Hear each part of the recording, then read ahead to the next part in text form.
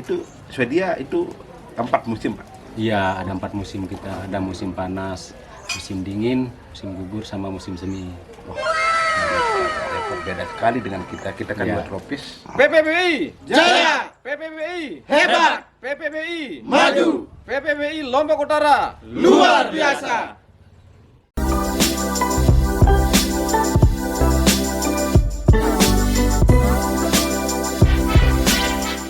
Assalamualaikum warahmatullahi wabarakatuh. Bersama saya lagi ya Semeton di channel Padegirang Bonsai. Baik Semeton, hari ini agak mendung ya cuacanya, tapi tidak menurunkan semangat kita untuk berbonsai Semeton. Baik Semeton, hari ini kita kedatangan ya salah satu teman lama saya ini, yang kebetulan beliau tinggal sekarang di Swedia ya. Jadi beliau ini adalah salah satu pembonsai senior ya, termasuk yang sudah berbonsai dari sejak lama sekali. Saya lupa waktunya. Baik Semeton, kali ini kita akan mendengarkan ya sedikit tentang bagaimana sih pengalaman beliau berbonsai di Swedia. Baik. Yang di tengah Semeton ini adalah Om Maco yang tinggal di Swedia. Beliau adalah seperti yang saya bilang tadi ya, beliau salah satu pembonsai senior yang berbonsai di Swedia sana. Apa kabar? Alhamdulillah sehat saja. Kapan nyampe sininya nih? Ya, kurang lebih 2 minggu. 2 mingguan ya. Baik, seperti yang saya bilang tadi Mas Aco ya, bagaimana sih pengalamannya berbonsai di Swedia? Mungkin bisa dibagi-bagi sedikit ya pada Semeton sekalian. Jadi awal mula saya berbonsai di negara Swedia itu karena kita selalu ikut dalam komunikasi sama teman-teman lama di sana sebelum kita jadi misalnya member atau ikut komunitas bonsai.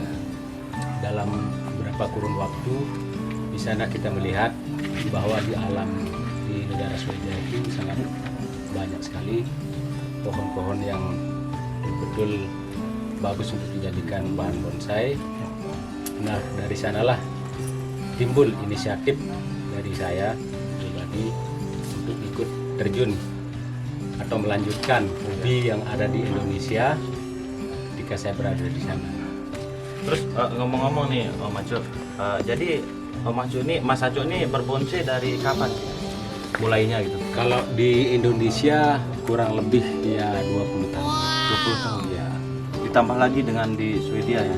Kalau di Swedia kita mulai ikut dalam komunitas bonsai Sällskapet namanya. Di Swedia itu 2 tahun. Berarti sekitar 22 tahun masa Ya, berbonsai. lumayan. Luar biasa lama ya. Terus Mas Aco, untuk mungkin bisa diceritakan nih untuk perbedaan bonsai Indonesia sendiri dengan yang ada di Swedia tuh apa kira-kira? Mungkin ada keunggulan khusus atau apa ya? Ya, jadi untuk perbedaan mengenai bahan ya, di negara Swedia itu mereka mempunyai sangat banyak jenis-jenis pohon yang sangat luar biasa untuk dijadikan bahan-bahan bonsai seperti cemara rigida, pinus, ada black pine sama white pine, terus ada blackthorn, terus ada namanya hawthorn, terus ada namanya bedula-pendula, dan masih banyak sekali jenis-jenis yang Berarti banyak sekali. ya banyak sekali ya, sangat banyak. Baik, mungkin ada yang mau ditanyakan juga nih sama kedua senior kita tentunya Semetonnya, yang Semeton tahu sendiri. Mungkin beliau juga tidak kalah pengalaman. Swedia itu sendiri. Itu apa ada jenis beringin atau pikes di sananya? Ya, selama saya berbonsai ya, karena sebelum kita ikut di komunitas bonsai Swedia itu kan saya sudah istilahnya silaturahmi ke teman-teman lama istilahnya sebelum kita ikut di komunitas. Jadi pohon-pohon yang mereka punya itu ya ada juga yang jenis ficus, cuman indoor ya. Indoor. Nah, tapi kalau sudah masuk musim dingin mereka masukkan ke dalam rumah. Tapi kalau sudah datang musim panas sekitar 3 bulanan bisa ditaruh. Saya potong dikit. Itu Swedia itu 4 musim, Pak? Iya, ada 4 musim kita. Ada musim panas, musim dingin, musim sama musim semi. Beda sekali dengan kita kan Ya. buat tropis. Betul. Makanya kalau dibilang ada agak terbatas mungkin jenis pohon, tapi memang pohon-pohon dia sendiri ada jenis tertentu yang bisa di sana. Yang saya pikirkan sama Saritnya, seandainya teman-teman Swedia senang lihat pohonnya kita, terus mereka pengen beli. Yang bikin kita, apakah ada jaminannya pohon itu bisa hidup hidup di sana? Kan kita nggak tahu nih namanya orang berniat atau Mungkin pembina. kira-kira Mas Acu yang pengalamannya di dunia perboncean, mungkin pohon-pohon luar negeri yang bisa masuk Indonesia klasifikasinya pohon apa aja? Sebenarnya sih hampir semua pohon ya yang dari Eropa itu bisa masuk ke Indonesia. Nah, cuman yang paling banyak saya lihat pohon-pohon jenis yang ada di Swedia itu ada di Indonesia seperti pinus, pinus putih, bonsai ribida, juniper, sejenis itu ada ya, bisa dia. Cuman yang jenis-jenis lain kemungkinan juga bisa, tapi kita belum ada istilahnya dibilang untuk mencoba apakah pohon-pohon ini cocok juga di Indonesia atau tidak, itu belum sama sekali. Belum dicoba ya.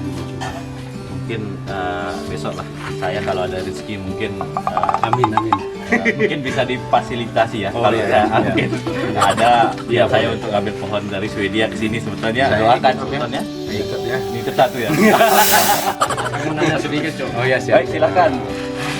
Kalau masalah barang-barang yang ada di Swedia, seandainya dikirim ke sini bisa enggak? Nah, itu tergantung dari Kementerian Perdagangan kita ya. Apakah bisa menerima enggak pohon yang dari luar? Tapi kalau saya lihat dari negara-negara lain itu kan sudah banyak ekspor impor pohon.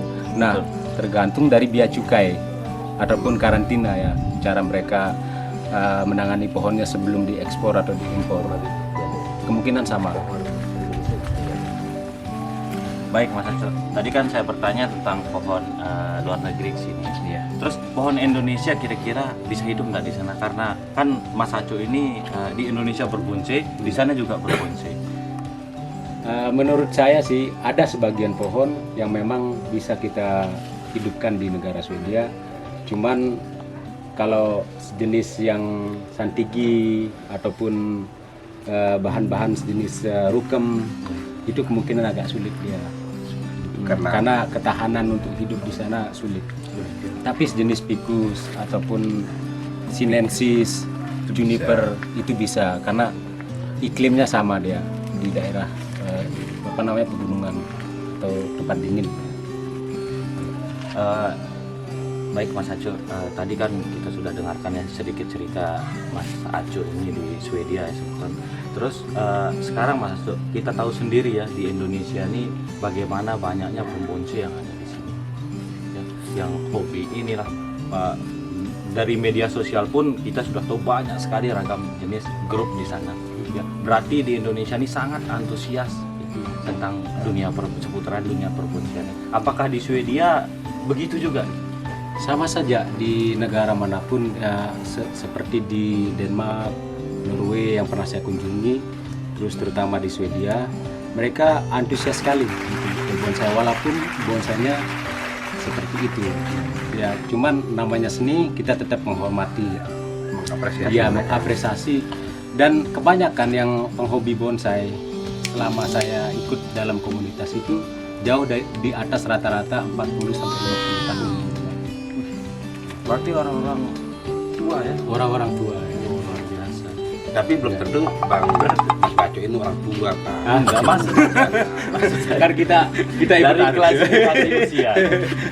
Terus berarti di sana itu tergolong banyak pendongkel ya Mas Acu ya? Jadi pendongkel kita bisa bilang cuman komunitas itu aja ya. Oh, seputaran Ya, komunitas. seputaran itu aja. komunitas.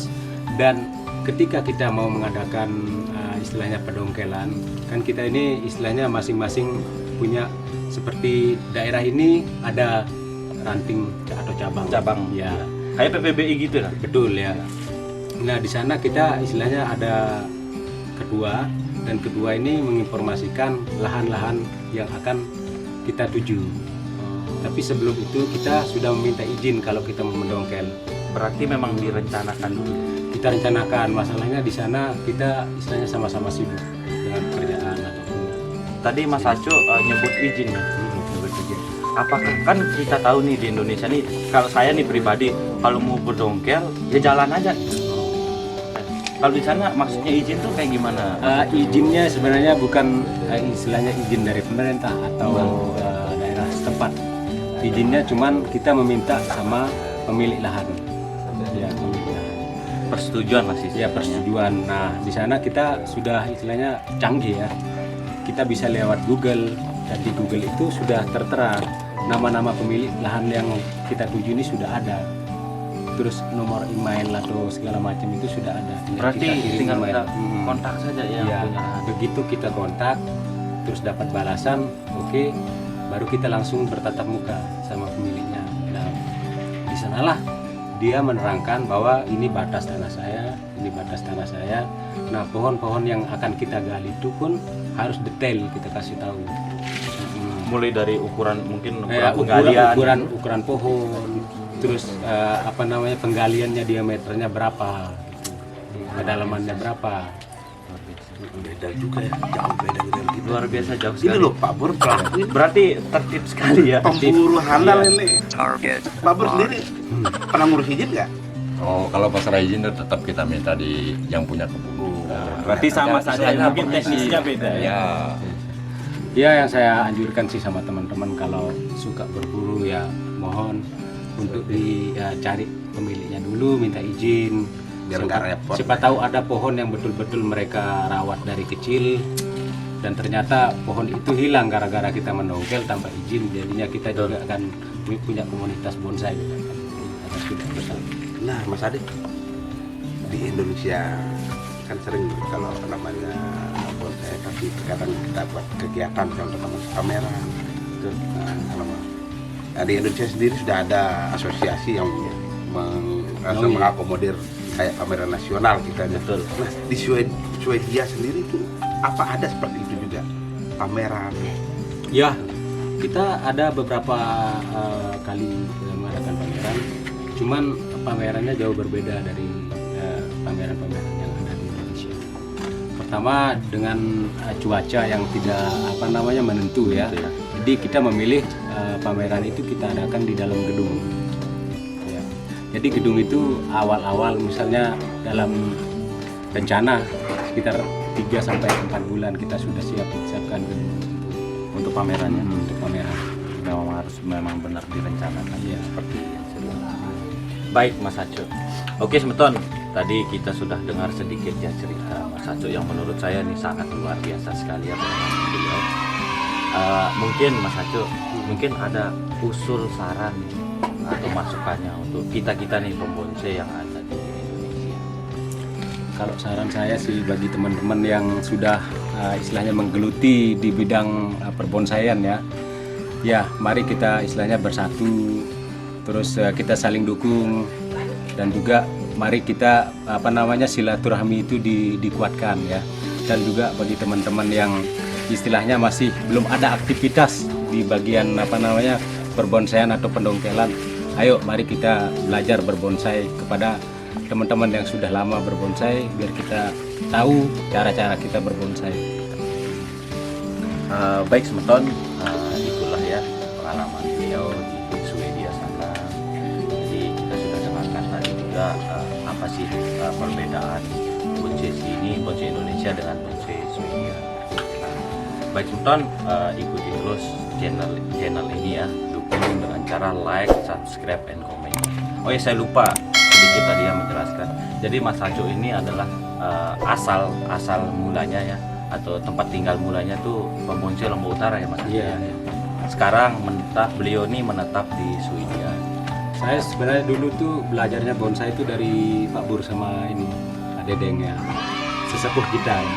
Memang. Dari Ya, sana, juga ini dari Semeton sana, memang. dari sana mulai timbul rasa istilahnya keinginan untuk belajar. Ya, karena Berbonsai ya. mereka ini sudah begitu lama, bisa dibilang 50-an tahun ya. Luar Iya. biasa. Berarti mungkin sekitar 70 tahun umurnya. Iya, iya. Begitulah sudah tua. Iya, masih dalam perut sudah Rektor belajar Pak, ya. Pak. Luar biasa. Saya kan muda, Pak. betul. Ya, saya juga bersyukur ya karena ilmu yang mereka berikan itu ya istilahnya sangat berguna untuk saya pribadi ketika saya belajar berbonsai di negara Swedia. Karena di sana iklimnya kan berbeda, cara penanaman, cara pengawatan dan segala jenis istilahnya rule untuk berbonsai itu sudah saya dapatkan ya. Belum 100% tapi ya ada sedikit ya. Luar biasa. Sangat luar biasa sebenarnya. Baik teman-teman, mungkin cukup itu dulu ya untuk kali ini kita berbagi pengalamannya dengan beliau. Mungkin itu saja untuk kali ini. Jangan lupa ikuti terus channel Radio Girang Bonsai. Mantap. mantap. Ada girang bonsai mantap.